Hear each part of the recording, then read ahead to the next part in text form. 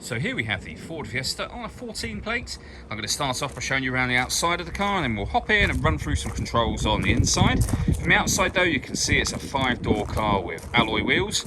Let's start off inside the boot and then work our way around the rest of the car from there. As we approach the back of the car, you can see we have plenty of boot space along with that 60/40 split folding rear seat should you wish to increase this space even further. Okay, so we're just going to work our way back round to the front of the car, and then we'll hop in and run through some controls on the inside. But now that we've done a full circle of it, you can see it's in excellent condition the whole way around. Just briefly before we climb in, I think it's well worth seeing the interior from this exterior point of view. There's plenty to run through on the dashboard, so let's hop in and we'll do that right now.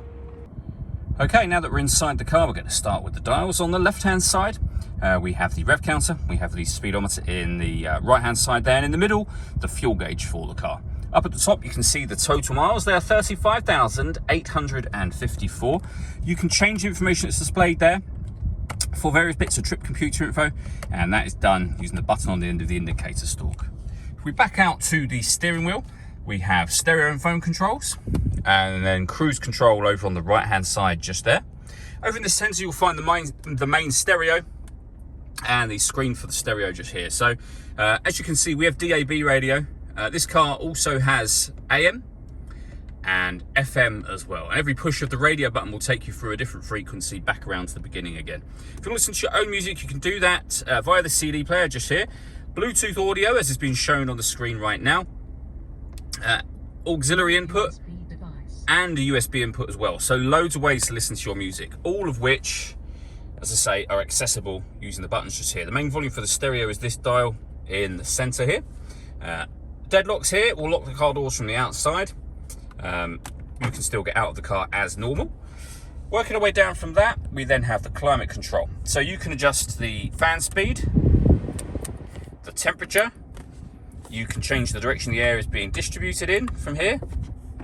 Once you're happy with those settings, your air conditioning is on at the minute, so that's off, back on again, or you can hit auto. The car will then take control of the fan speed, which you can hear it doing, and the direction of the air as well, to maintain the temperature you've asked for.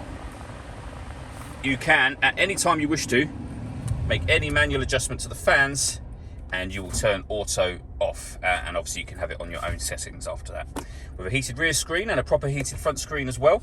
That button there turns off the stop and start. This car is designed to cut out when it's stationary in traffic to save you fuel. That system is off when that light shows. We then have a 5-speed manual gearbox, a 12-volt charging socket, and then auxiliary and USB inputs that I mentioned a moment ago.